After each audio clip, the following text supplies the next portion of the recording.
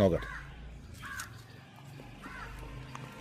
നല്ല നല്ല മധുരമുള്ള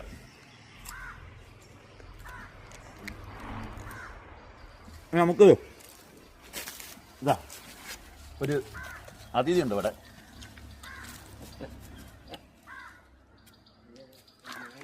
മോളെ വന്നു.